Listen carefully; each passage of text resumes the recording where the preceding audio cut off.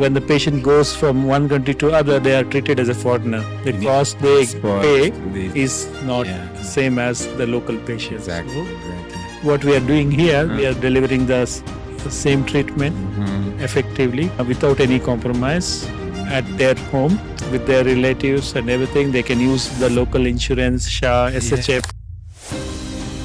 Just know that being diagnosed is not a death sentence. Don't rush life one day at a time.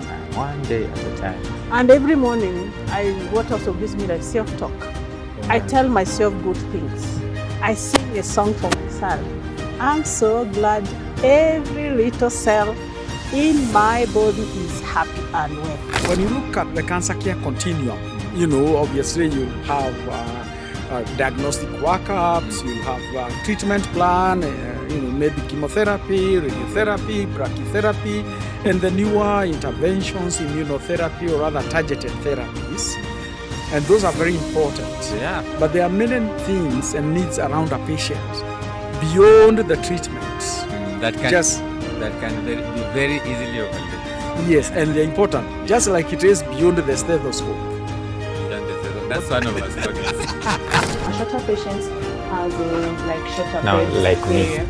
Like you. And for taller patients, they'll have more of this. So in every bed, they'll get to have 2 minutes, 30 seconds for 2 minutes. And then through that, stop and shoot will happen. The patient is emitting the radiation. Through that, the crystals in the machine get to pick what is happening. And through that, you get a recognition of the images. And through that, diagnosis is where the patient lies, that is where the beam. That's where your target. Yes. So you place your patient here, send offsets, and then achieve. If I can demonstrate, this machine is capable of rotating around the patient. That is in 360 degrees. Allah. So this is what it does. So you place your patient here, send offsets, take it to a place whereby that is where the machine is configured to, call your ISO center, and from there you treat your patient. So this is the treatment head. As I said, the magic happens there. You get your beam here, so your beam exits through this.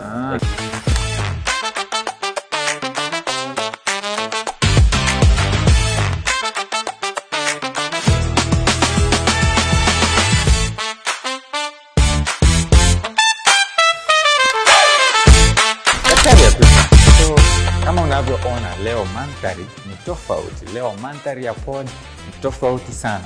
Mbona? Sababu tuko kwa center ya kupigana. Na si kupigana vita ya hapa. Ni vita ya akili, ya madawa na some therapy. So this is, as you can see, the HCG Cancer Centre. We want to know what they do, why they do it, how they do it, and to whom they do it. So, leo itakuwa tofauti because I want to show you what entails a cancer center. Let me tell you a story. Juzi, I had a patient. I diagnosed her with breast cancer, and I sent her to do workups, metastatic screen, tuone cancer imefika wapi, lungs, abdomen. She disappeared. Unampigia, anakuambia aliona vitu ni expert, akapotea. Na hiyo ni diagnosis pekee yake. So niambie treatment itakuwaje? And this was probably a stage 2 or kienda sana stage 3 because there was some lymph nodes. Maybe curable, but will it be curable when she comes back? That is why nasikiaga the government keeps proposing cancer centers and things like that. But what is a cancer center? I think it's a place like this, because what I'm about to show you is what entails the journey of a cancer patient, from diagnosis to treatment to support to all that, escorting the patient through life and beating cancer. So come with me as I show you HCG Cancer Centre.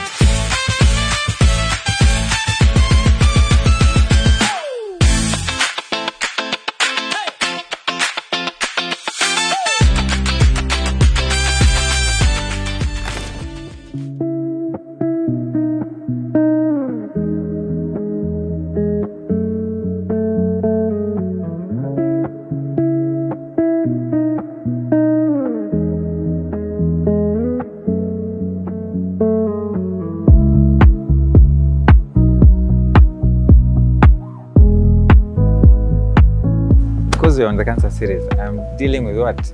A cancer survivor, a cancer warrior. And her name is Sister Anne. Sister Anne. Sister Anne Gadegu. Anne Gadegu. Missionary Sisters of the Holy Rosary. Missionary Sisters of the Holy Rosary. We're missionaries and we're international. You're all over the world, everywhere. Yes. So you're part of it in Kenya? Yes, I'm here in Kenya. Wapi? The Nini itself, where is it? Is it a parish? I'm not a Catholic. I don't know the terms. My community, or people call it convent. I'm in Parklands. Convent.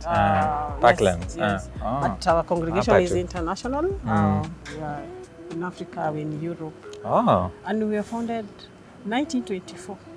1924? Yes, and we're also looking, as we continue to evangelize, we do evangelization, you know, preaching the good news to the poor. And we do this through the ministries just the poor. The rich, we don't need good news. But we do this through the Ministry of Education. Oh, education. Yes, we do it through health, pastoral work. When did you join the parish yourself? Congregation. The congregation? Yes. Not the convent? No, I joined 2006. 2006. It's a good experience. So we're also looking for more young women to join us. Yes. Okay, that's nice. That's nice. Nice to meet you. One day you'll come tell us about all that convent and sisterhood. It's something very interesting to me, actually. First encounter with a sister? No. I've met sisters as patients, as friends. I don't have any close friends who are sisters. No, I actually do. A colleague of mine from med school was a sister.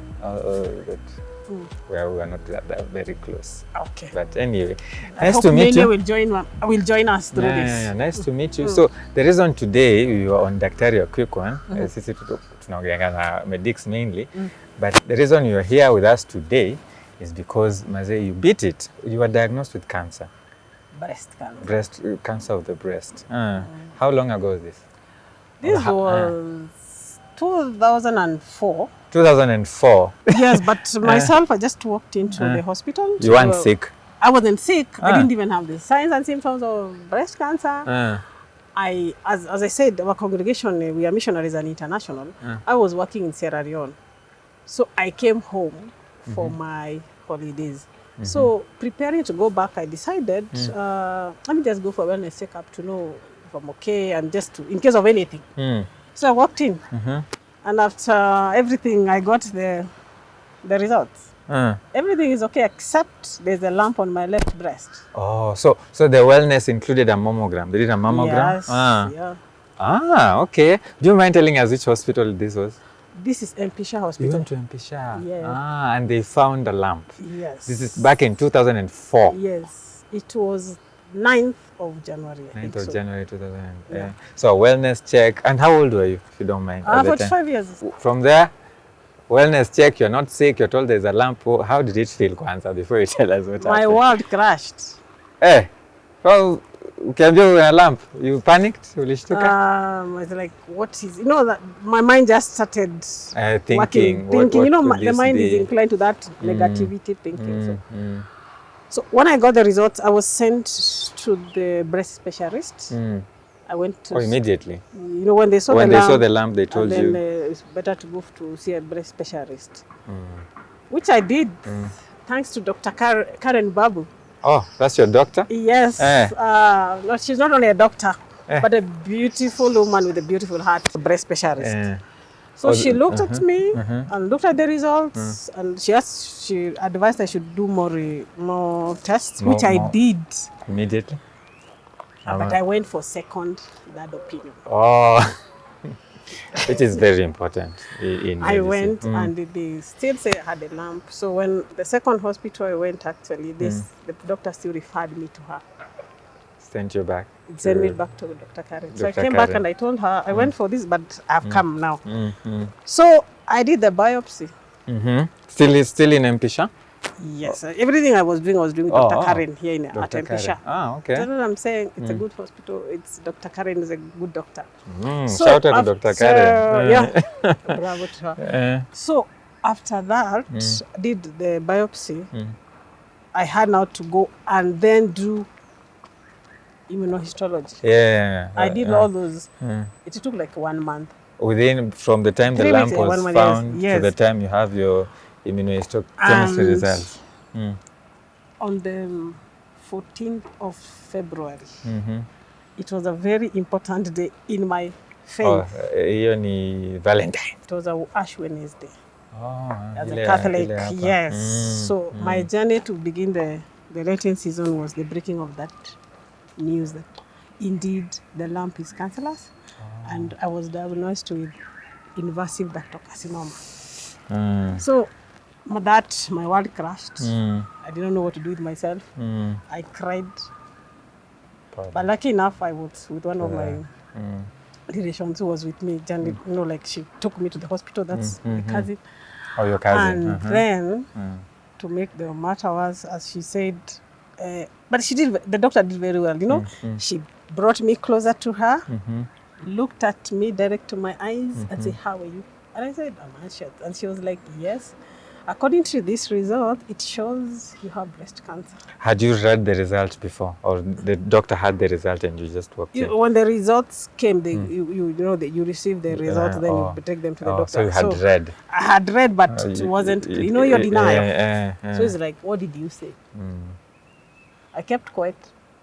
Then as Daktari umesema, according to this result, she repeated, it shows you have breast cancer. Wow. I cried, my world crashed. And after crying, life had to move on.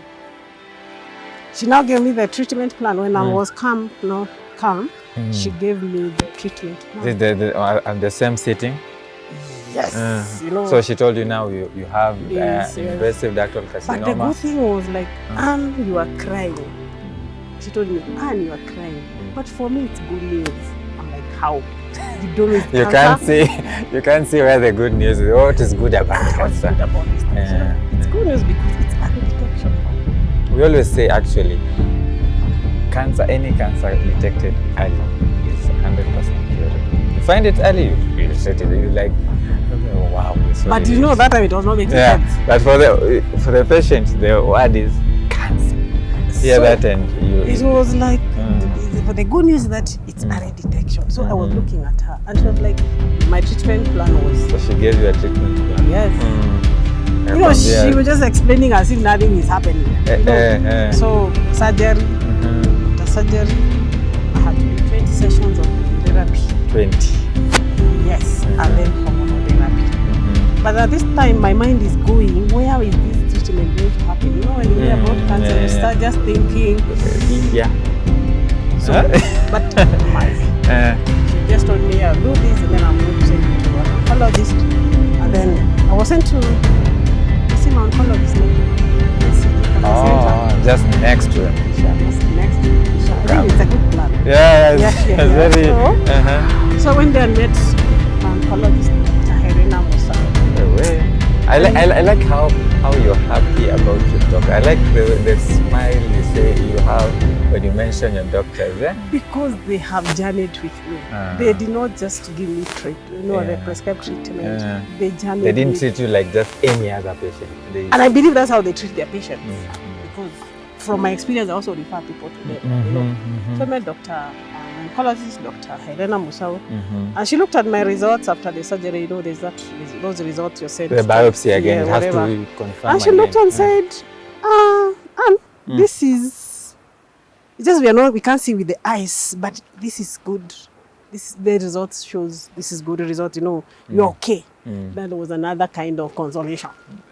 So she said the surgery was exhaustive, we have clear margins. Yes. So the lymph nodes are clear, things like that. No, your doctor, you're calling them by name. So, and at the end of the day, she told me you'll have 20 sessions of radiotherapy. Okay. So I did the one I did it's called VMAT. Volumetric modulated arc therapy. Okay. Now you can ask whatever. The radio guys. Yes, you can ask them. But I remember very well because when the social worker at the at HCG Cancer Centre was explaining to me. He explained to me why they have to use my own, that they have to use that one because they offer 5 different types of those radios. But mine was specifically that because it was already localized. The type of the cancer and all that. And after 6 weeks, now I started the radiotherapy sessions. After 6 weeks of from surgery. After the surgery, now 6 weeks you started the radio. Yes. So, and the surgery, was it both breasts or one? It's left breast. So And I did lumpectomy. Really, lumpectomy? Yes.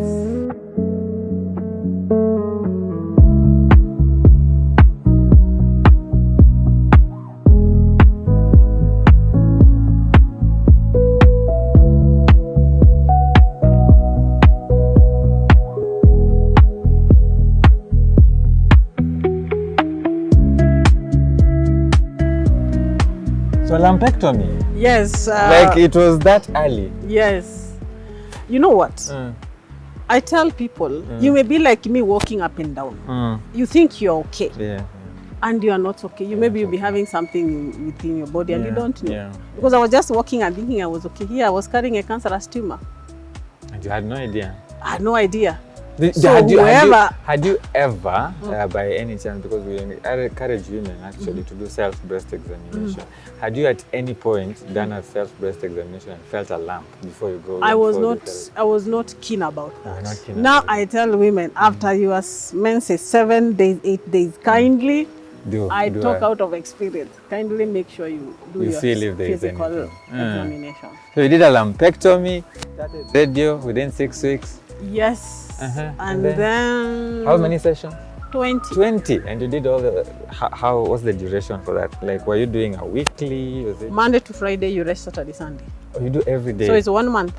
Or 1 month? Yes. 20 sessions. But before this, you know, at HCG Cancer Centre, they have these social workers where they had it explained to me that you'll be doing the process. And one of the things that I liked about there was about, you know, when from the receptionist, the way they receive you, even with their smiles. And then you go to the nurses, from there to the radiotherapy team. You know, like they tell you, people have gone through this, through here, and they're okay. And they've recovered. But during that, on the 8th day, the side effects started. Yeah, I was about to ask that because that is usually the big fear when we hear chemotherapy.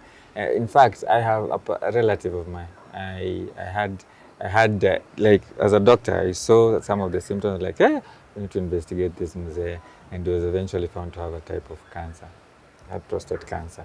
But then, as a family, we decided he's a mzee, we're not going to go through chemo because of the side effects, Yeah, so how is it for you? Were there any, The side effects were there, and some of them were tough. I could not chew and swallow for 2 weeks and 5 days. Really? Couldn't chew or swallow? I could not chew and swallow, so it has to be something soup, blended very blended small. Diet. Then they changed the itching. I couldn't wear some even clothes like normal clothes. I had sometimes to use something like shower. This is from radiotherapy? Yes, because the skin, you know, itches, it's peeling. You'll be thinking it's like umechomwa.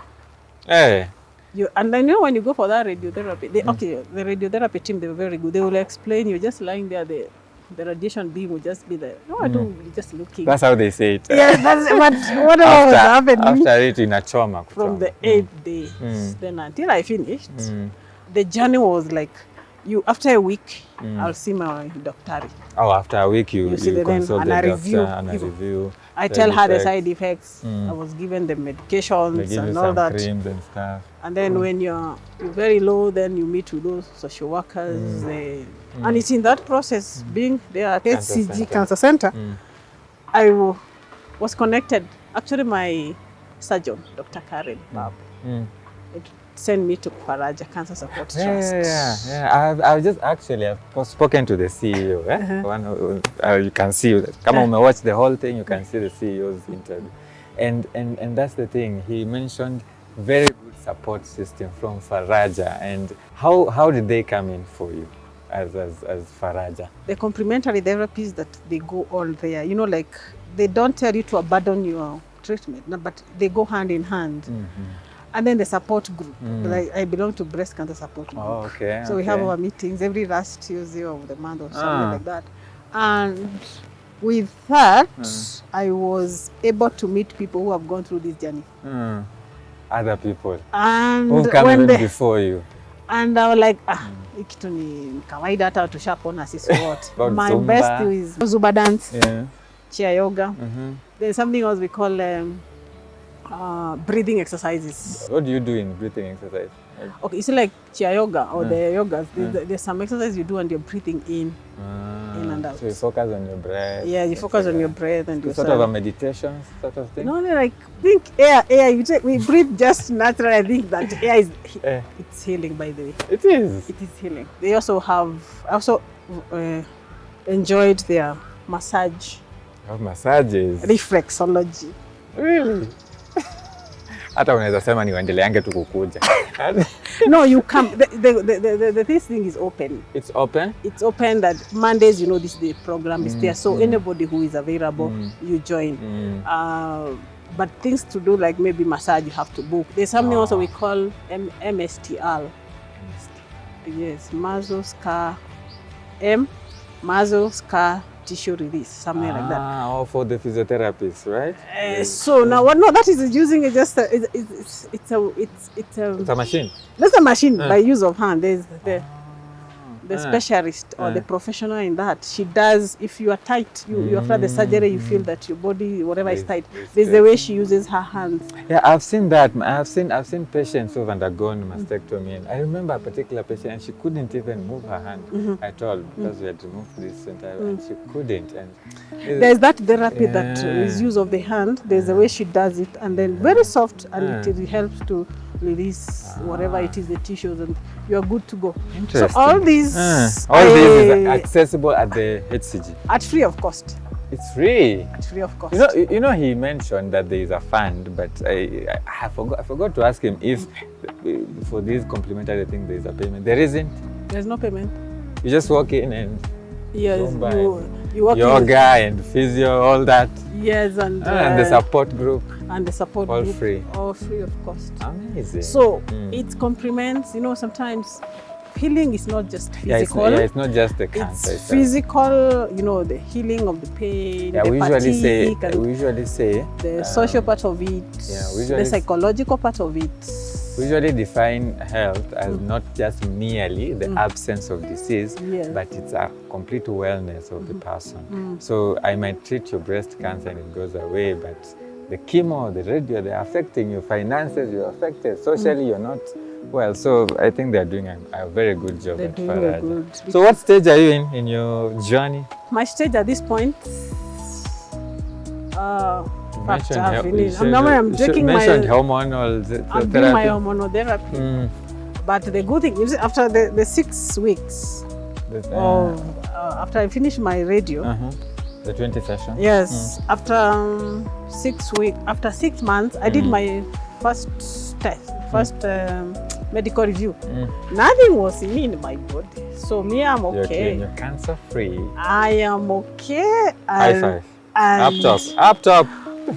And I believe, for me, as a Christian, God was in it. The divine intervention was real. That decision to just go do that well. I believe it was divine intervention. And having journeyed with me, and as I did a lot of, as a Christian, as a sister, we do a lot of prayers, networking, people praying for you and all that. So, and God was in it, because I believe after that, it did not just come and leave me like that. This kind of something happened, that painful experience. There's have a new meaning and purpose in life. I find a lot of purpose when I journey with other cancer patients. Oh, okay. You help them with the support groups and stuff. And like even one-on-one, like I get calls from people. I have this patient, and I go talk to just giving people, because I've gone through it. So I tell them, you're also going to go through it. You'll be fine. And at the end of the day, like Fridays, I volunteer to be at Kenyatta National Hospital when I have time to be with children with cancer. The cancer wards. I volunteer through Faraja, by the way. Through Faraja. Yes, so I find purpose in that. And when I'm overwhelmed, you know where to go back. There are all these complementary therapies. You have a Like place to that's call home. like one of the ones I said, dancing. That breathing I was actually saying, transformational breathing. It actually transforms you. It There's does. something. There's I think it's something, the There's- way you describe it, I think it's something that you don't even have to have cancer. You can just come and do it. But now you know, Yeah. those exercises they are good for everyone. They're But good now for you miss everyone. cancer. Faraja is there for cancer cancer patients, patients. survivors, and caregivers. You understand? Okay. But it's something that after you are overwhelmed, I can always go back there for. Amazing. And at the end of the day, cancer is not a death sentence. It is not. It is When you are not. told that you have cancer, one feels like, I've not done so much, I need to do. People start, They start rushing life. Yes, please, anyone who is being diagnosed with cancer at this point, don't rush about life. Be calm. Because those things you will never even finish. You not even finish. So just know that being diagnosed is not a death sentence. it's not the Don't end of rush life. life one day at a One time. day at a time. One day at a time. And every morning, what also gives me like self-talk. I Yeah. tell myself good things. I sing a song for myself. I'm so glad every little cell in my body is happy and well. Because the body responds with the frequency which you talk to Which you it. give it. So, and always support with mental health. You always look for someone to journey with. Yeah. So, that's my story. Amazing. Very amazing. long, but cut into short. Thank you very much, Sister Anne, for that amazing, insightful, inspiring, motivational story of yours. Thanks for sharing it. It is not easy to just be ready to open up about your journey, but you are doing it. And I know you encourage not just people who are battling cancer, even us medics, because sometimes some of us may think there is no hope. Evidently, there is a lot of hope. So from Daktari, a quick one. It's been amazing. Thank you, Sister Anne, for gracing us. And we hope to do this and more, many more in the future. Adios. This is another section of a cancer center. We are in a zone where they do PET scan. You know, sisi tunatumanga do a PET scan. And then result inakuja, ikona imewaka hapa. But we really don't know what it does, what it's doing. The people who do it are this beautiful lady over here. Who are you? My name is Diane Muriuki. I am a nuclear medicine technologist. I work here as a Wait. You know what? nuclear medicine technologist. God That's damn just it. an exaggerated way of saying we get to inject patients with radiation to see what's happening in their body. You inject patients with Radiation. That's where the nuclear part comes in. Yeah, so the okay. radiation goes into the patient's body, and through that we get to do this PET thingy. So is that what's going on That's here? what's I've seen you going- have a patient. So you've already injected. Yeah. So what is this on the computer? So basically what is happening right now, there's an acquisition of a PET scan going on. The patient has prostate cancer, so we are getting to assess and see what is happening. So whatever they were injected with is called gallium-68 PSMA, that is specific to the prostate. Okay. Yeah. So what usually happens after injection, the patient sits in the uptake room for 30 minutes, the medicine uptakes there, then they usually go in. So the machine usually has two parts. It's a hybrid. It has a CT side and a PET side. Oh, so that's why it's called a PET CT PET scan. CT. Exactly. You're a smart one. Yeah. So you have the PET side and the CT side. You get to acquire the CT images are usually very essential because we get to see the anatomy of the patient and also helps us in something called attenuation correction. Attenuation correction. Yeah, that is for bonding of the images of the PET and the CT. So it brings them together and then as one, and then you have one image. Ndio mnatuletea mmechora mtu hapo. Sema liver ndio iko na. So afterwards, we get to see these acquisitions. Usually separates them. You remember me telling you for like some patients it will take less time. It's determined by these bed positions because the shorter patients has like shorter beds. Like me. Like you. And for taller patients, they'll have more of this. So in every bed, they'll get to have like 2 minutes, 30 seconds or 2 minutes. And then through that, stop and shoot will happen. The patient is emitting the radiation. Through that, the crystals in the machine get to pick what is happening. and through that we get a recordation of the images. And through that, diagnosis is made. Diagnosis is made. Amazing, amazing. Daktari, a quick one. So yeah, we are here and this is the biggest of them all. We are with the man himself, the people who call the shots here. Yeye akisema unaenda hivi, you're going that direction. So this is the doctor that runs this place, one of them that is. And it's a pleasure to meet you, Daktari. Welcome to Daktari, a quick one, where we have very exciting long conversations. Yeah, so welcome. I like to give my guests the pleasure of introducing themselves. So maybe you can just tell us your name and what you do here. I'm Dr. Adesh, working as a clinical oncologist since I'm here since last 10 years. 10 years? Yeah. Wow. 13 plus years experience. Okay. Yeah. Wait, you graduated, you're an oncologist, right? Yeah, I'm an oncologist. Since 2013. 2013. Yeah. I completed my master's in oncology in 2013. 2013. Oh, and you've been here for 10 of those. Yes. Those are 12 years now. Oh, yeah, 13. 13 years. Yeah, and 10 years. Yeah. I will be completing next month. Yeah. Oh, wow. Congratulations. You look like a young man. Thank you. Thank you. Okay. So you studied in Kenya? Or? No, in India. Oh, you studied in India. Then. Okay. So, I was working with mainly the HCG group of hospitals in India. Oh, there's a HCG group in India. It's a main cancer. HCG is the biggest cancer network in India. So they have 20 plus centers across India. Oh, okay. So I was working with the head office, and I came to know that we have a good opportunity here. So even with HCG also coming in. So then I decided to come to Kenya. Yeah. Oh, welcome. Oh, you've been here 10 years. And yes. You're no longer a stranger. Yes. Anyway, let me ask. I've been saying HCG since morning, and probably my viewers are wondering, what does HCG stand for? HCG is Healthcare Global. Healthcare Global. Yeah. So, it's a chain of hospitals based from India. Oh, okay. Yeah. So and they have around 20 plus centers in India as well as. So how many are in Kenya? Is this the only Kenya, one? we have one. This one. But however, we are planning we have a daycare chemotherapy center in Upper Hill. Okay. Which is a part of us. And we are also planning to going to Kisumu. Kisumu is actually a very cancer ridden. Prevalence is the one. There's a lot of prevalence of cancer in that area, and I think these sort of centers, because I've been around since morning. I've checked out the radiotherapy area. I've checked out the chemotherapies. I've checked out the PET scans, the consultation room. I mean, I've heard of cancer centers that, I've never actually seen a place that is just fully dedicated and has all those in one center. And I think these are very important.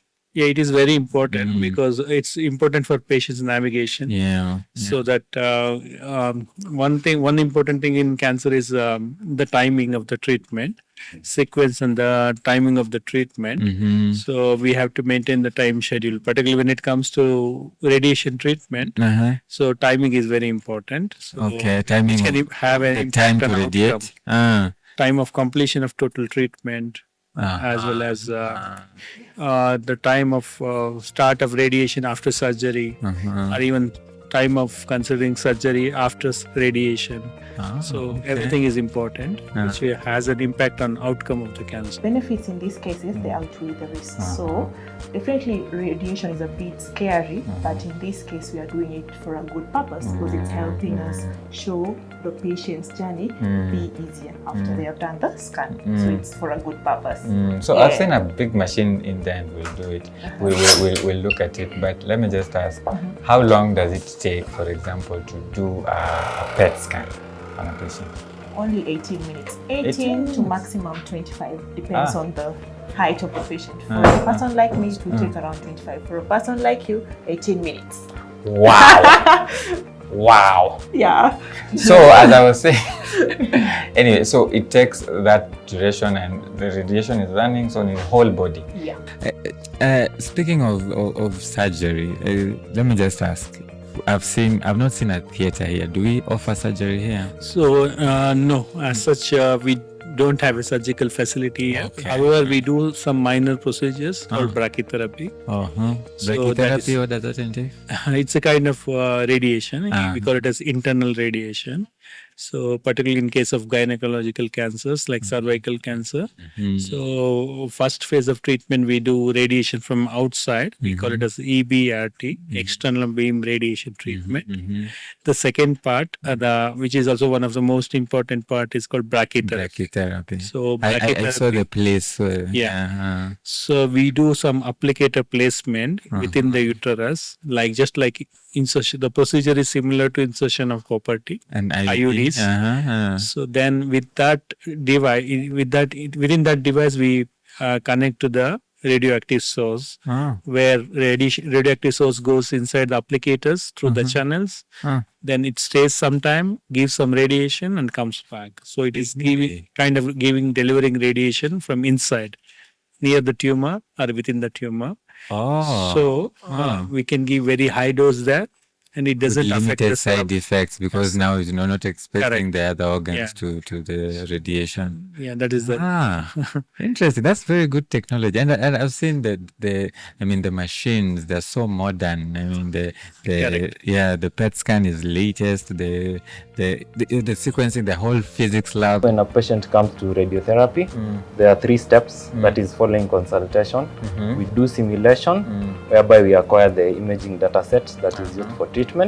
That imaging data set is taken to planning in physics. Then after that, we achieve the plan here. Correct. We have the state-of-art treatment, including world class. Yeah, it's world class. What you see in advanced countries, we have everything here. What all they do in developed countries, we are doing, including stereotactic radiosurgeries, like treating small cancer in critical areas. We are doing that. We are also doing functional treatment, like treatment of trigeminal neuralgia. TGN. We call it as TGN, which is a painful condition. Yes, I know. Chronic painful condition. From the face, from the trigeminal nerve. For that, the patient can have continuous pain, even smiling, brushing the teeth can trigger the pain, which is like very severe cruciating pain. True. I've seen some patients. So we are doing for such kind of patients. So what exactly do you target the nerve? And we target the nerve, trigeminal nerve, which is the one which is causing pain, which is abnormal functioning of that part of the nerve. So normally we do, it is kind of ablation. We treat single dose of radiation. Single. It's only one dose of radiation. We give around 80 grays. 80 grays, actually normally that is the dose we give to entire cancer. Like if it is a prostate cancer, we give, if it is head and neck cancer, we give around 70 gray. So this over 7 weeks we give. But in this session, we give only one session of 80. Which goes for around 2 to 3 hours. The session goes for about 2 hours. It's a one-day treatment, and it is quite effective. We have treated around 4 patients till now, and so the last patient was the last patient we treated was around 3 weeks, 3 to 4 weeks ago. He was there this week. Maybe I saw him on Monday. He was quite okay. He was quite okay. He didn't reported any pain. Off medication. Off medication. The carbamazepine is normal. Yes, definitely. Yes. That's nice. That's nice. Good. That's quite advanced technology, right? Yes. Right. But I don't know. In the past and even lately, we still see some patients fundraising and saying they're going back to the origin of HCG, back to India for treatment of cancers. I don't know. Is there anything that maybe HCG is unable to handle that you would need to refer in terms of maybe diagnosis and treatment? So most of the treatment, when it comes to radiation, we are able to manage here. Oh, okay. So our machines is capable of doing almost everything. Whatever is done abroad, except some proton therapy, which is particularly useful in managing pediatric patients. Okay. Pediatrics. But that is only what we can say 2% of the cancer. A very small remaining percentage. remaining 98% of cases we can treat effectively here. That's good. That's good. Yes, and also there is no need of going patients out. going abroad. And you see, all this radiation treatment, it's a long treatment, except these stereotactic treatments, which goes for any time from 1 to 5 days or 7 days. Remaining radiation treatments are long term, like it goes for 5 weeks to 7 weeks or 8 weeks, which goes for 2 months almost. So patients are going to miss many things, and they should also go with a family. There's a lot of expenses. It's very hectic. Also, when the patient goes from one country to other, they are treated as a foreigner. The cost they pay is not same as the local patients. Exactly. What we are doing here, we are delivering the same treatment effectively, without any compromise at their home, with their relatives and everything. They can use the local insurance, Shah, SHF, definitely. I see we are Shah accredited. Yes. So I talked to a patient who had gone to India and they were back, and I asked them why? Because whatever they had gone to is actually even available, not even in HCG, in other hospitals. You're like, it's still more affordable to go out than to be treated here. Do you think that's true? No. As all hospitals, as I know, I'm from India, I know. When any patient goes from here to India somewhere, they are treated as considered as international patients. If they treat as locally, the cost may be lesser. But they are treated definitely as international patients. They have to pay in dollars. Then it's definitely going to be more expensive than what we offer here. One of the things in medicine I've observed is that we tend to sometimes, in primary healthcare, we people who first contact with patients, sometimes we miss the diagnosis, and sometimes we misdiagnose, and therefore this ends up with the patients coming to you late. I don't know, have you seen such? That patient tells you a story that I went here, I went there, I went here. It happens. Sometimes we have some patients who have delayed the treatment because they have not accepted. They want to confirm from different facilities and those things. They want 6 seconds. That is one thing. One group of patients. We have some patients where the patient's reports are not accurate. Not accurate as well. They have not come. They have taken months of time for the final report to come. And we also have some patients where they have done repeatedly tests and everything. It was not conclusive of cancer. And at later stages, they come with it's cancer, it's advanced metastasis. I have seen all those patients. I've also seen some patients who have diagnosed, who have consulted, then they offer all alternative treatment. They come later with advanced disease. So all these things can happen with the patients. And do you think it's a lack of knowledge from the patients? Is it a knowledge gap in terms of public education, or is it that us who see the patient first do not give them adequate information? No, it's difficult to tell. The state of the mind of a patient when there is a new diagnosis. It's actually distressing. Sometimes the fear, and also you see, normally if they go to a proper oncology center, most of the oncologists, they explain the diagnosis and whatever the treatment options, everything. But sometimes what happens, they speak to many people. Or they consult here and they get different options, alternatives. They get different alternative options. Sometimes people tell they them end up you can try going to some wrong doctors and some alternative treatment. Most of the time, alternative treatment doesn't work. Most of the time. Because I have seen many patients with coming later with advanced stages. So that happens. We have some breast cancer patients, hormone receptor positive. We have easy treatment options for them, hormonal therapy, which works Tamoxifen, slowly. right? Very, Yes. very easy. Tamoxifen, we have letrozole, Yeah. Femera, alestrozole, all those things we have. Just medication. So if they're just taking those medicines, so we have the tumor will be under control. We can see some shrinkage of the tumor. Though they work slowly, it is effective. So I have seen patients who are candidate for such kind of hormonal therapy, but they are feared of consulting a doctor. Then they have gone for alternative treatment, or they have not done any treatment, coming with advanced disease. So I feel bad for those patients. Do you guys at HCG do any public outreach and education about cancer? So we do collaborate. We do collaboration. We collaborate with many other organizations, including Faraja. We do cancer screening services, health talks, awareness talks, everything we do. Yeah. So speaking of screening, Yes. The patient, the survivor we talked to, her name is Sister Anne, her video is there. She said her cancer was picked on a routine screen. Okay. Yeah. It was picked on a routine screen, and that just emphasizes on the importance of screening. Yes. And just doing a wellness check. And we try to offer this to other patients. Some take it up, some don't. Some is expensive. Do you have in HCG? So we do. Like you see, like we have the most common cancers. What we see is breast, cervix, as well as prostate. And prostate. Okay, these are the top three cancers here.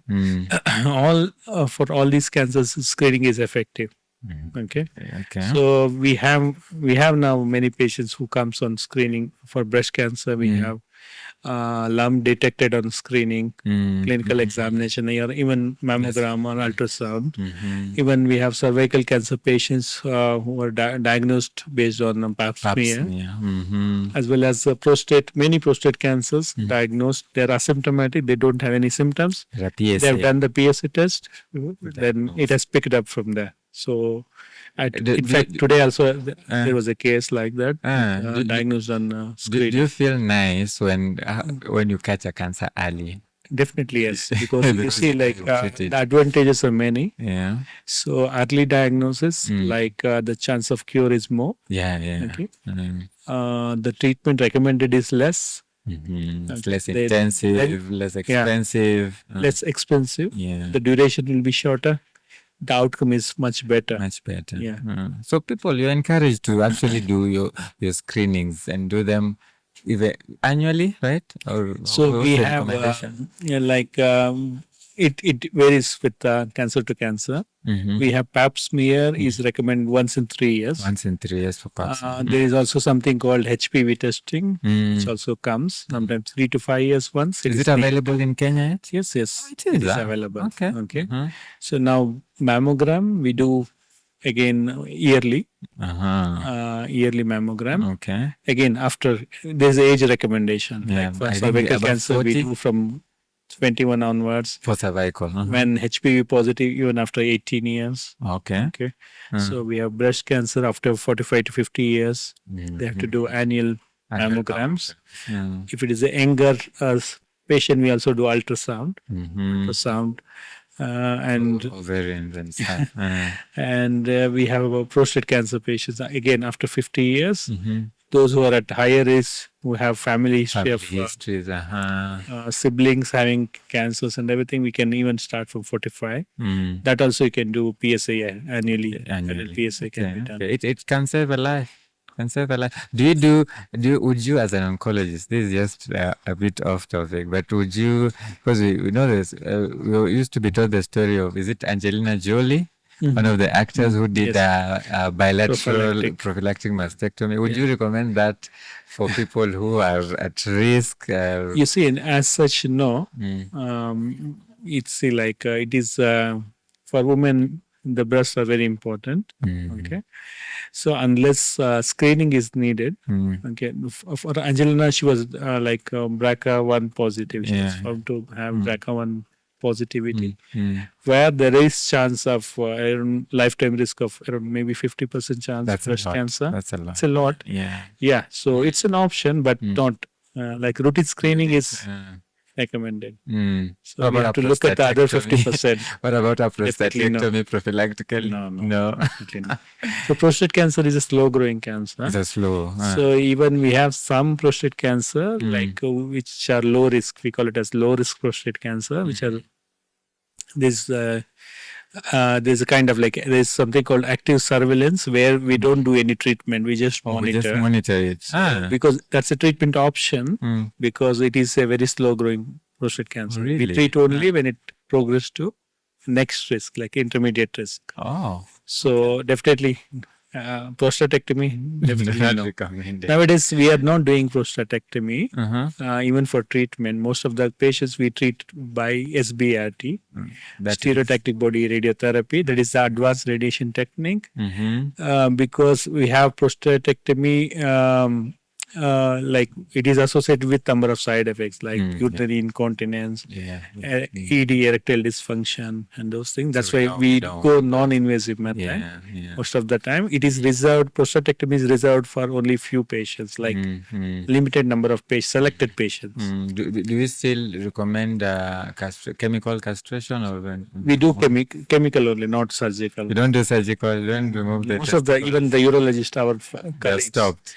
they've stopped. They start on chemical. Interesting. Yeah. Interesting. Very rarely where the patient is not compliant.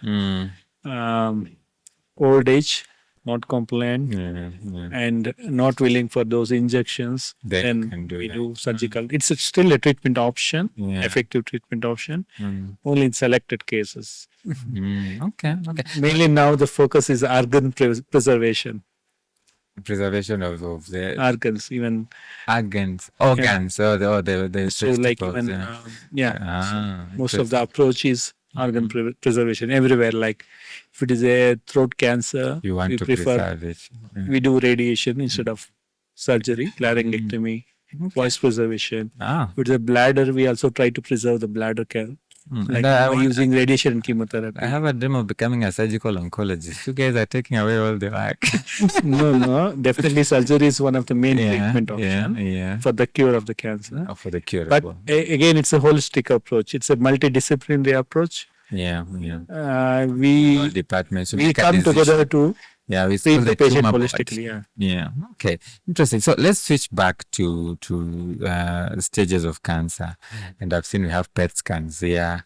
And we've talked about screening. And the survivor I talked to had the lack of being picked early and therefore she achieved treatment. What happens when they come late? Is there an option for them or do we just go and say... Sorry? When the patient comes late, they come in stage 3, stage 4... How do we handle it as HCG? You see, like again, we have now advanced treatment options. Like we have something like initially it was we had early breast cancer. If it is a breast cancer, we had early and advanced breast cancer. Even we know now locally advanced breast cancer is curable with neoadjuvant chemotherapy, locally advanced, targeted therapy, like Herceptin. We have different new drugs are available. Previously, triple negative breast cancer was found to be very aggressive. We didn't have any targets. Now we do immunotherapy. They respond well. We can reduce the chance of recurrence by doing the next treatment. So like that, even we have now, because of advanced radiation like SBRT, so even there is in stage 4 cancer now, we have metastatic cancer. That also we classify them into oligometastasis and advanced metastasis again. So if the tumor has already spread to one or like bone, if it is only one bone or 2 bones or limited bones, like 2 to 3 bones, we can salvage them. We can treat it like a radical. Stage 3? So we can treat like stage 3 but we have to add treatment, like we do SBRT to that. We can't remove those bones if it is a vertebra and everything. We do advanced SBRT, stereotactic radiotherapy. We continue with adequate supportive systemic treatment to control the disease. So it is the approach is. So even if what you're saying, from what I'm getting, even if the cancer has spread and stage 4, it's still not a death sentence. We can still yes, definitely yes. We are still like if it is an oligometastatic setting, we are approaching them with curative intent. If they respond well to the remaining chemotherapy, everything.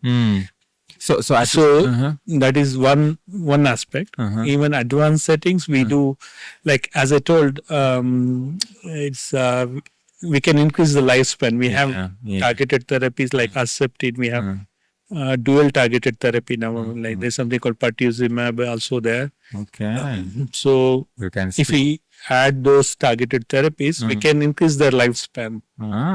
Okay. All right. So though it is not curative, we can but make it like a chronic disease. We can increase their lifespan. We can increase the quality of life. Is that a form of palliative care? It's a higher form of palliative where we are doing some active treatment with established benefit. Okay. We know it is going to benefit her. At what point do you decide to totally, you as an oncologist, to totally, because there's been an accusation from other corners that some oncologists are very aggressive, like they can see that the treatment, the treatment is aggressive, is intense for the patient. And say that the treatment might not achieve cure, but they still go ahead and do it. Is there a point where you say, for this one, no, we will just go completely palliative? Is there? So, you see, like most of the cancers, we have treatment options now, all to which is known to give some reliable results. So when we make a treatment decision, it depends on many aspects or many criterias or many conditions, like including the nature of the tumor. If it's a very aggressive tumor, like if it is a melanoma is one such condition, we have very aggressive tumor. And it also depends on the fitness of the patient. Like how is the treatment, whether he is able to withstand the treatment, whether he has any other medical conditions like diabetes, hypertension, uncontrolled, or elderly patient, very elderly patient, not fit for any kind of treatment. Okay? So it depends on that. It also depends on the affordability of the patient. What is the treatment options locally available, effective treatment options which are available. It depends on many conditions, and it is bone marrow. So many patients are treated heavily.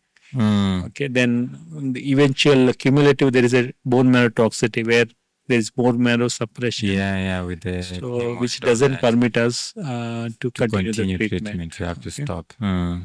All these, there are many things we see. So in short, it has to be on a case-by-case basis. Case-by-case basis. Really see. And also our aim is to help the patient.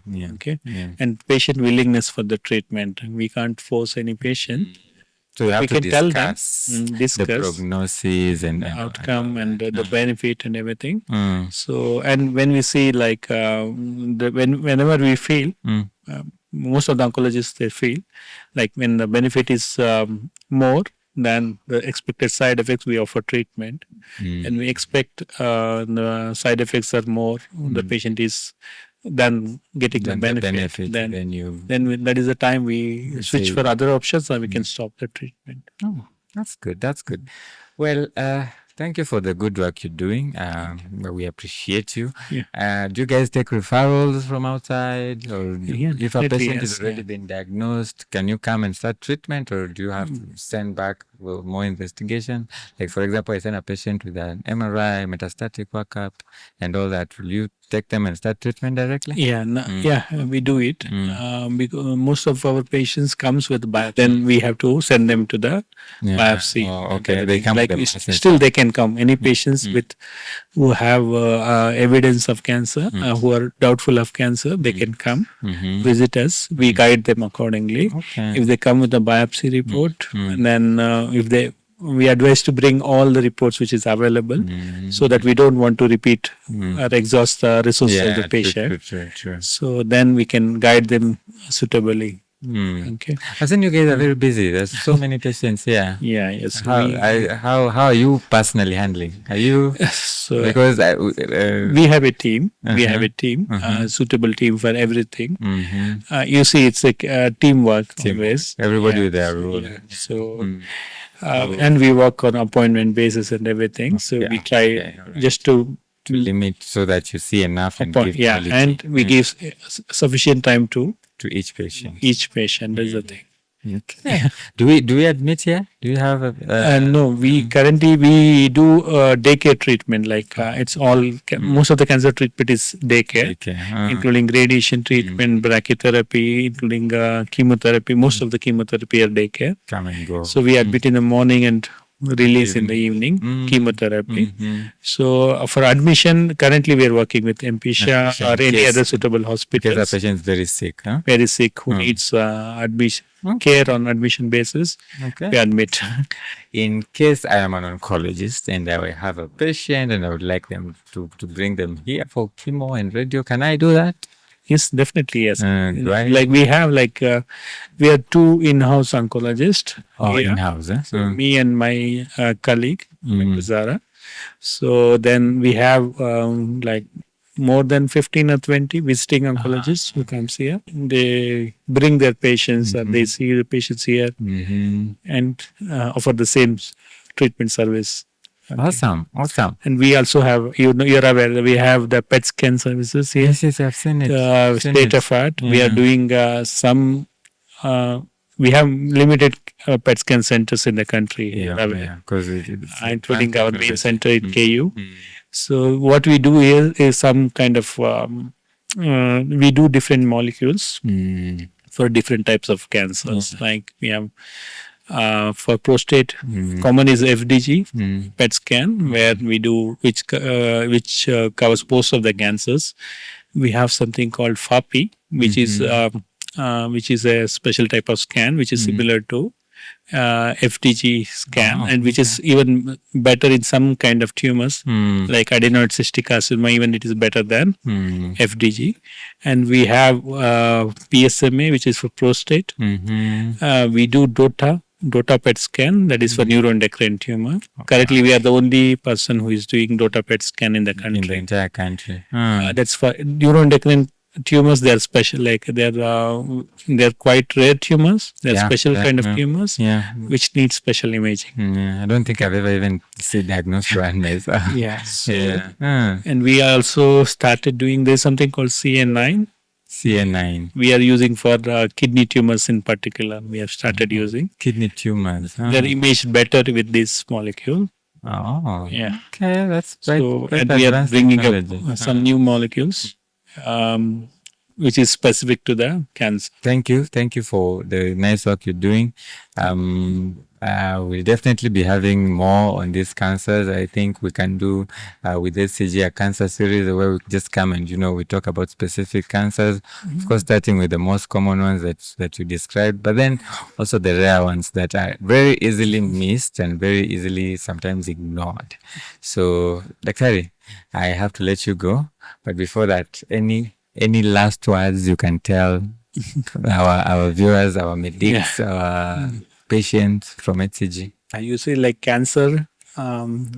Basically, I want to tell the cancer is a treatable disease.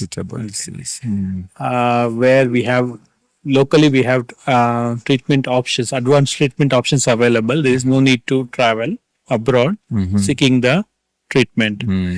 So it is cancer detected in early stages is curable.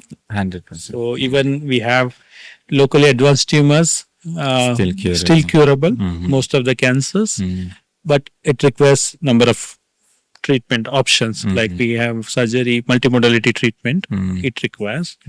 Even in advanced stages, it is we can expand their lifespan. It is not a death sentence basically. It's like diabetes, hypertension. It is like more like a chronic disease where we take the medicines to control the disease and prevent the complications. Okay. Amazing. Screening is very important. Screening. is very important, which helps us in diagnosing in early stages. Catch it early. And again, like lifestyle habits are very important. In Now that you brought that up, is cancer preventable? Is it preventable? So you see, like now we have certain cancers, like cervical cancer, which is mainly like 90% is because of HPV, And which we is have a preventable vaccine with for it. HPV vaccine. So that young girls, before they start the sexual activity, around Before they around acquire adolescence, HPV. that is the time you have to get those vaccines to prevent the chronic HPV infection. Even boys also, Boys is are also being recommended. encouraged to get it because they are the carriers. The carriers also, it causes number of cancers, even including the anal cancers, oral Penile cancer, cancer. anal cancers, so- oropharyngeal cancer. Oh, really? So all these are helpful in related to HPV again. Okay. So HPV vaccines are preventive. And diet, Diet. balanced diet. So again, regular exercise, avoiding obesity. Those are risk factors. All these are the things. Smoking, alcohol, Smoking is a big one. having a good lifestyle, that is very important. Even alcohol. Alcohol, definitely. Anything chronic, which causes a chronic inflammation in the body or chronic damage of the organs, is going to lead to development of cancer. Something. All right. This has been Dr. Adarsh. I remember Adarsh Chandra, oncologist here at HCG. I think, Daktari, thank you for the brief but very educative talk. I think we'll have more and more of this. So, asante sana. Karibu. This is a thermoplastic mask. A thermoplastic mask. It is a piece of plastic that is activated by high temperature.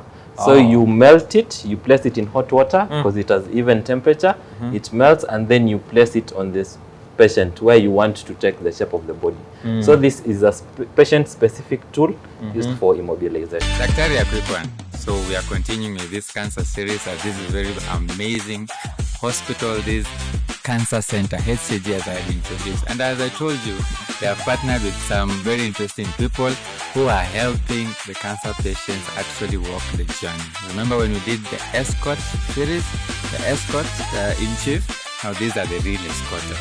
And today I am blessed, more than blessed, to meet none other than the top at the top, creme de la creme of the foundation, the CEO. David Makomi. David Makomi. Yes, live in person. I'm very, very curious to listen to what you have to say. Yes. In terms of who you are and what you do for our patients. Yes. So I am giving you the grace to introduce yourself the way you nataka ujulikane. Thank you very, very much for this opportunity. As I said, my name is David Makomi. David Makomi. I lead a wonderful team, probably the best team on earth. On earth. Man, the work they do with cancer patients every single day, waking up to come because somebody will walk through our doors, distressed, in pain, confused, needing information. And my team wakes up every day to come and meet those people without fail. Without fail. Dedication. So I work with that team here at Faraja Cancer Support Trust. Faraja Cancer Support Trust is 16 years old. 16? It's been around for a long time. Oh, okay. So 16 is like a teenager. It's a Gen Z. Yes, it's a Gen Z.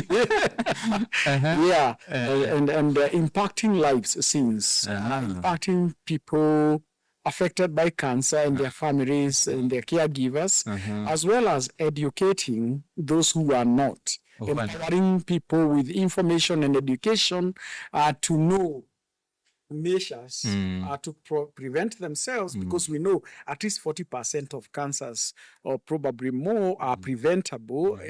There are risk reduction measures that populations can take, can embrace.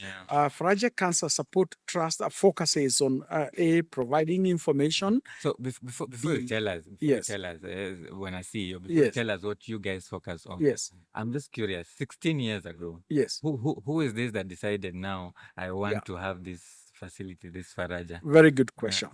Our founder is called Shaira Adamali.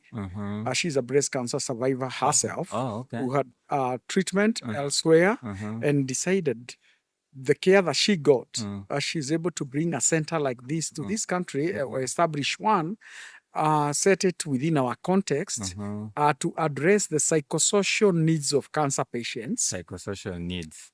Yes. So away from just the medical needs. Yes. The psychosocial needs are so critical to address. So when you look at the cancer care continuum, obviously you'll have diagnostic workups, you'll have treatment plan, maybe chemotherapy, radiotherapy, brachytherapy, and the newer interventions, immunotherapy or other targeted therapies. And those are very important. Yeah. But there are many things and needs around a patient beyond the treatment. That can be very easily overlooked. Yes, and they're important. Just like it is beyond the stethoscope. Beyond the stethoscope. That's one of our slogans. Yes, what does the patient need? Yeah, because there is more. There is much more to a human being. Look at the patient holistically. Correct. They may be distressed. They need information, accurate information, information that a quick clinic visit to your office might not be enough, or they have forgotten, or they are confused, or they are fearful. They need someone to support them emotionally to deal with the distress and all the questions. Some are existential questions that they have. They need someone to tell them how to cope, equip them with coping skills to be able to sleep better, relax better, and make better decisions. But importantly, they need to know that you never walk alone. You never walk alone. You're not alone in this. You're not alone in this. You don't walk alone. I'm not pitching for a certain football club that are not mentioned, but you never walk alone in the cancer journey. I don't want to speak badly of that football team. Yeah, so you never walk alone when you have Faraja. But there are also other therapies, we call them complementary therapies, that are also important in strengthening the resilience of patients and their families to deal with other than cancer. The medical therapies and that. Yes. Which ones are this? And Faraja offers this? Yes. When we say complementary, they are in addition to. They are not a replacement to the conventional treatment. Emphasis mine. They are not a replacement. But they help build the resilience of the patients. For example, if a patient comes to Faraja and say they like to enroll in our yoga class. Yoga. What we call mind-body therapies. Yes. In fact, yoga. Hapana. Ni ya kila mtu. In fact, from a research standpoint and evidence, yoga is probably one of the most studied complementary therapy and its impact on patients in terms of relaxation, reduction of anxiety, in terms of improving, say, sleep. Oh, really? In fact, yoga has been studied so extensively in terms of even some of the patients who would need smaller doses or less doses of painkillers because they have learned to cope better. Oh, because of yoga. Because, the mind-body kind of relaxation techniques. Interesting. Yeah. And you guys there's evidence. That? Yes, we do. Yeah, we do. But apart from that, we have Zumba classes. Zumba. The dance exercise, dance-based exercise. And even globally, there is a really big move towards exercise, and studies have been done around movement in oncology context. Oh, okay. There's even an international society of exercise oncology. Exercise oncology, yes. Exercises tailored for oncology patients. So patients who come here for Zumba, it's probably not as vigorous as what you do in a gym for otherwise healthy individuals. So these are cancer survivors. The fact that they might be undergoing chemo, they might actually have anemia of some sort. Yes, so they may not feel as strong or they may be fatigued. So it's tailored. And patients, again, there's quite a number of studies for different cancer groups of patients and the impact exercise have had on their outcomes. Now, studies aside, studies are nice. Yes. But now, in Faraja, you do these things. We do this. We do this every Monday, 10 a.m. without fail. Even last Monday we had, and we will do it next Monday. We will do that. And how is the outcome when you look at your patients? The patients, maybe vis-a-vis those who don't, patients who have not been through here. I mean, they report. We've done satisfaction surveys, and patients report feeling better, stronger, more vibrant. While they are working on the exercise routine and all that, they're not thinking about anything else. Yeah, so they cope better. And in any case, even outside of the cancer context, you and me, we need exercise. You and me need to exercise. We need. It's just what the doctor ordered. You got exercise. But even most of us doctors order it and don't exercise. Exactly. I mean, I've seen patients in my other life where, the following day after surgery, a surgeon will come, this patient hasn't gotten out of bed. Mobilize, you know to mobilize. Otherwise, they are going to they're going to get clots and the issues and the hypostatic pneumonia and whatnot. So you don't want that. Yeah. It's the same thing. Just the fact that a patient is undergoing chemotherapy or radiotherapy does not mean they should go home and sit and do nothing. That's why we encourage them to do exercise and to have exercise. And then we also have an exercise physiologist at Faraja who also does tailored kind of very, very prescribed kind of exercise routine on every Friday for an hour. And so she's a trained exercise physiologist who will be able to also look at the baselines, the parameters, how the heart rates are, and all that. So these are there are many other complementary therapies. I mean, a patient may need to see a counselor. Because because they get very stressed. Exactly. I was saying on my intro that I had a patient and I actually chose diagnosis. I told her this is cancer of the breast. She just broke down. Exactly. She broke down, and you can see that she knows that this is life-changing for her. Absolutely. So, and then I followed her up. She told me she had moved from Nairobi. She had gone back at home because I was waiting for her to come back because we need to start treatment. Yeah. She tells me now life has become more expensive. Now I've had to move back home. I'm staying with my mom. Now I'm no longer with my kid. So you can see this stress, all this has caused. And this is just so many factors. Yeah. And this is a diagnosis. You've not even gone at chemo. You've not started. You're dealing with the issues first that are around the patient. So counseling, psychologists, and the patients we can book to see our counselors. Have a conversation with them. They can book to have family therapy. So in a patient will say with the family members have a family conference. Oh, family, So that the support group understands the support system around them. Whoever they deem as family. Because family, the definition is very broad. So it could be their kids, could be their friends, could be just some people, the boys, the mothers, girls, the grandma, whoever. So we also have counselors who do that. Things like diet has a big issue around cancer, and people don't know what to eat or what not to eat. And the confusion that is out here, the misinformation. It's a lot. It is a lot. It's a lot, especially with the advent of social media. Exactly. Anybody can pick up a camera and become an expert and tell you now if you eat beans now. You need to eat matomoko and other strange fruits. So, and we need to give people accurate information. So we have a nutritionist. We have a dietitian, nutritionist who will also come over to, typically we'll have their day over here, but we also have many other people who conduct different therapies, even Reiki, which is a Japanese kind of energy therapy that relaxes patients. So Reiki, breathing and relaxation programs. No, breathing exercise. I've seen that somewhere. I've seen that somewhere. So what we are saying, these are therapies that build the resilience of a patient to be able to cope. To handle this. The cancer. We run 10 support groups right here in 10 Faraja. Support groups. Yes. So different What are they patients. based on the types of cancer? Yes, So yes, the sites. So we may have we have a day for prostate, we have a day for gynae oncology, we have a day for head and neck, we have a day So for they sit around. hematology.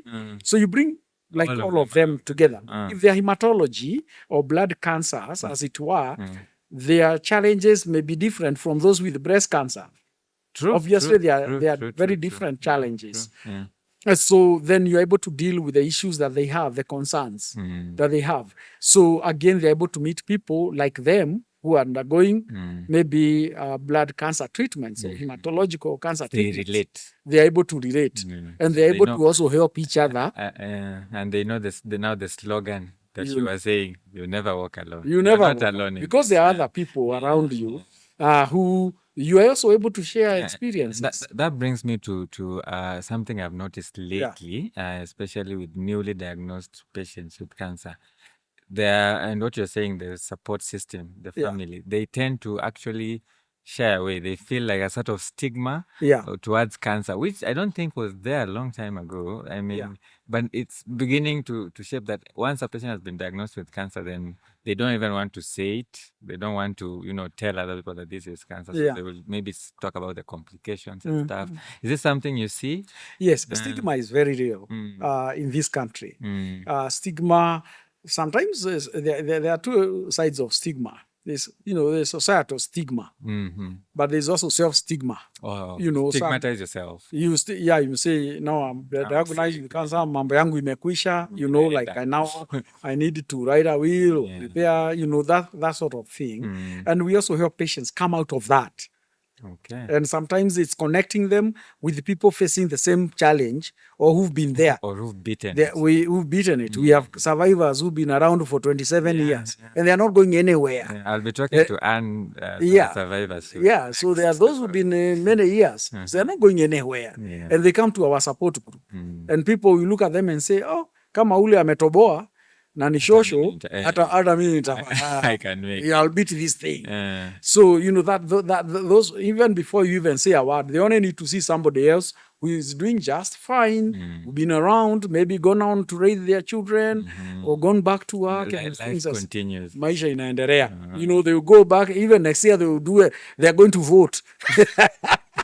They'll vote out someone. We don't know whether they vote in or out. Vote out. But they will exercise their constitutional right True. to do what they need to do. So they'll be around. They've been around. And that connection helps patients. And families know, yes, they are not. And that is exactly what Faraja is there for, to connect people, to strengthen them, to build resilience. Yeah. But we don't only deal with the adult populations. We also deal with the children. In this country, more than 3,200 children are diagnosed with cancer every year. Yeah. We think the numbers are more. There are more because not all diagnoses are actually made. Yes. Some people are actually misdiagnosed and they even die without a diagnosis. They die without a diagnosis. They go back to their villages. Exactly. There is no expert treatment. They are being treated for amoeba and H. pylori and everything else except what they are supposed to be treated for, And chronic wounds. And chronic wounds and typhoid and malaria, those favorites out there. So children get cancer. Yeah. I remember where I did my undergrad. It was a lot. I did my undergraduate in Maseno, and we used to train in JOTRH. Yes. And I think we used to have at least a child with either leukemia or Buckets. Lymphoma is the common you won't miss in the ward at any given time. And JOTRH used to have a ward somewhere, exactly. some corner. For buckets. Yes, for buckets. Yeah. So and buckets is not only cancer that you see in children. Retinoblastoma is quite common. Exactly. Leukemias, of course, and nephroblastomas, Wilms tumors. They are big in this country. Yeah. So again, we help parents cope. Yeah. Some children may not even know what is going on. But you can imagine a firstborn, 3-year-old, newly married couple, Wilms tumor. I mean, devastating. It is. It is heartbreaking. And you've seen it. It's as bad as you can get. It's bad. With a future. Yeah. And I hope. So you guys help all those groups. We also work with those. We work with the parents, but we also work with the children themselves when they are undergoing some of these treatments take a bit long. As you probably know, they do long periods of chemotherapy, radio and all that. And sometimes the kids are in hospital for a long time, especially the hematology ones. They're in hospital for a long time. The treatments are long and complex. You know, there are all these regimes, doing what every 8th day they must have this, every 12th day. So those kids have to be made to feel they are kids. They must retain their childhood. We can't allow cancer to rob their childhood. And Faraja does not allow that. And so we get them painting, we get them into music, we get them into. I think I saw an art book. Yes, I saw an art book in the support center. So we are doing art. We are doing all this in Kenyatta National Hospital here. It's a public hospital. We are doing that in KU Referral Hospital. We are doing that in Moi Teaching and Referral Hospital. Wow. So we are doing all these things with the kids so that while they are busy, you know, when you have a 4 or 5 year old or a 7 year old, akikwambia ati sasa unajua kimo yangu ni next week. Kids at 7 year old should be on the not PlayStation. Be handling those things. Should not even be talking about things. It's devastating. It's really heartbreaking. Yeah, true. I've met kids who will tell you, unajua sasa PET scan yangu sijui itaonyesha nini. Okay. And you are thinking, let me see. This is an 8-year-old. Because they've been with it for some time now. So they've had all these medical terminologies in hospital, chemo, radio, PET scan, this CT scan. So we need to make those kids again. Yeah. We need to help them cope. It's really, really sad. Because in this country, our survival rates are still very poor. We lose about 80%, 8 out of every 10. That's in a lot. Developed economies in the West, they save 9 out of 10. We are doing badly. We are doing very badly as a country. And one of the things that Faraja is doing as well is also to enable access to treatment. And that's the question I want to come to, because one of the reasons we're doing badly is because once a patient, like the example I was giving you, once a patient hears the diagnosis and then you write them the battalion of tests, you know, tell them you need to do these hormonal tests, you need to do these screening tests, you need a CT of the chest, you need an MRI, you need a PET scan, and probably wakona hata wana SHA. Yeah.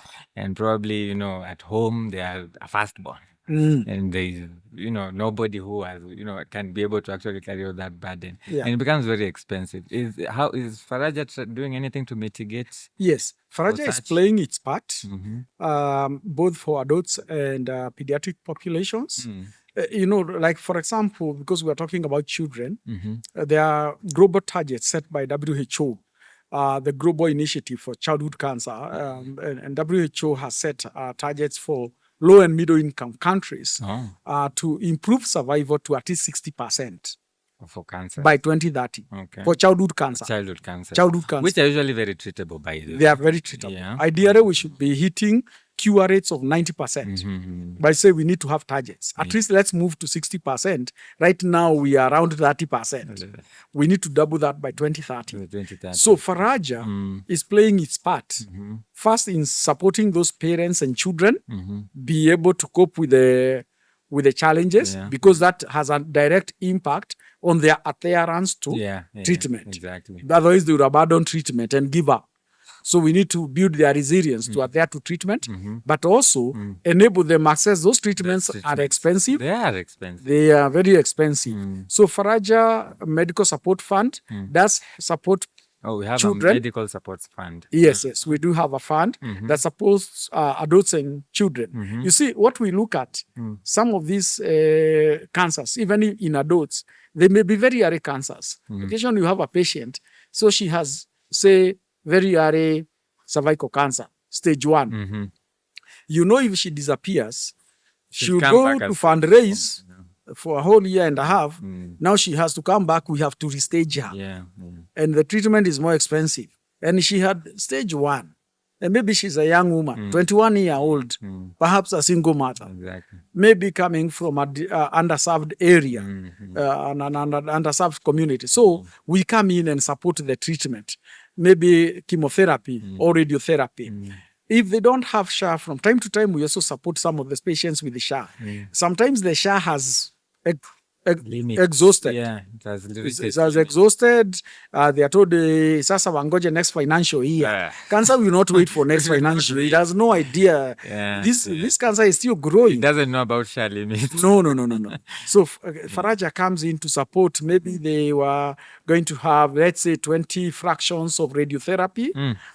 And the SHA is able to cover 15 of those. Faraja will come in and support the other 5. The other 5. They needed maybe chemotherapy, 6 cycles of protocol. And the SHA has paid for 4. Tunamsukuma na hizo mbili, angalau amalizie. Because if they had a disease, especially, there's no reason they should. They should, and that's the only way as a country we'll be able also to improve our survival. And that goes for children. You have a child with retinoblastoma who needs examination under anesthesia every month because they need to check the back of the eye to know what's going on, the response of treatment. You see, SHA doesn't cover examination under anesthesia. It will pay for the treatment, but it won't pay for the examination. You see, it's a catch-22. So they say they'll pay for your treatment, but then the doctor says, but we need to do the examination under anesthesia first. They won't pay for that. They won't pay. So Faraja has been coming in to support that. Because there are challenges, there are systemic problems within our healthcare system. So which will not wait for us. We will not wait to sort ourselves out. The challenges that we are, the disease burden is up. 44,000 new cancer cases are diagnosed in this country every year. Diagnosed. Diagnosed. Remember, there are those that don't. Remember, there are those are the ones who get a tissue diagnosis. Remember the ones where we go into this public hospital. Yes. And you look maybe in some theaters and there is tissues. Not collected. Correct. There are tissues we give to patients because some of these public hospitals do not even have a pathologist. You give to the patient and tell them to take. They do not have that 5,000 to go and do histopathology. So 44,000 new tissue diagnoses. What about the undiagnosed ones? No, don't even go there. They say, so the burden is big. It's very huge. So and so is the cost of care. The cost is very, very high. And the factors around, and we were talking about holistic care. You take a patient who comes from, say, 100 kilometers from Nairobi here, in whichever direction you go. If they are to come here to Nairobi for radiotherapy every day, where would they sleep? Exactly. That's the question. Do they even have money for transport? Even transport is a problem. Leave alone where they sleep. Transport. So we as Faraja seek to ask partners and everybody else in between. Let's enable patients access care. Faraja may play its part. Are we devolved as Faraja? Or you mentioned MTRH. Yes, we are in Eldo, in Uasin Gishu County, which is serving the North Rift region. We will soon be breaking the ground. That's already in public information at the Coast Provincial General Hospital to take care of that region. But we also send our teams to various hospitals to enable them access our services or have somebody else who is not necessarily a member of the clinical team, somebody else who will be able to sit with them and they're not in a hurry to talk to them, to listen to them, to listen to their challenges and be able to navigate. Because the whole issue of navigation is also key to help patients find their way around. So that is who we are as Faraja. Our business is to care, to give life, to give hope. Our business is to work with the patients, and our business is to ensure no cancer patient walks alone. That's what we do to complement, to contribute to the larger cancer control agenda in this country. You never walk alone. So before we let you go, I'm curious. What is your motivation? What drives you to this? As long as 120 Kenyans are diagnosed with cancer every day. And as long as we continue losing 60% of those every single day, Then tomorrow I'll have to wake up and come to Faraja and ensure those who are diagnosed, those who are able to come here, those who we are able to reach. We may not reach everyone, but those who come our way, who cross our paths, we may not know them, but have somebody to talk to. Yeah. You know, I walk to KNH and somebody say, are you from Faraja? Acha nikuambia juu ya mtoto wangu. And I sit and listen. And I know they have kidney cancer, Wilms tumor, and it's so curable. And I tell them that. So tomorrow I'll talk to another mama. Won't you want to wake up? But more importantly, you also meet many survivors who've been around for long, survived for 10 years, 20 years. Others will meet and say, David, unakumbuka? Nilikuwa natibiwa cancer miaka 7 iliyopita. Wow. Won't you want to wake up? That's I always tell stories of hope. I was telling a doctor who's starting her internship just the other day. Yeah. That the practice of medicine is very fulfilling if you do it right, and you know the patient's recovery always fills your heart. Exactly. That's a good motivation. Absolutely. Yeah. So as Daktari Akwikwan, thank you very much for what you're doing. Yes. We encourage you to continue. I think we will have even more and more conversations around this with you and maybe with the rest of the team as we try to fight this menace that is cancer. And let me tell you, at Daktari Akwikwan, we have what I call the DACO Awards. Yeah?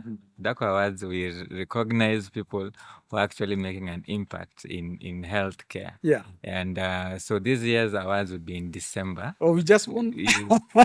No. Not yet. We do nominations, and then the public will votes. Vote. So personally, I am going to nominate you and Faraja. Personally, I will nominate you for the humanitarian award because this is amazing. Thank you. Thank you very much. I must also say, Daktari Akwikwan, you are doing a good job. Thank you. From a CEO. That's amazing.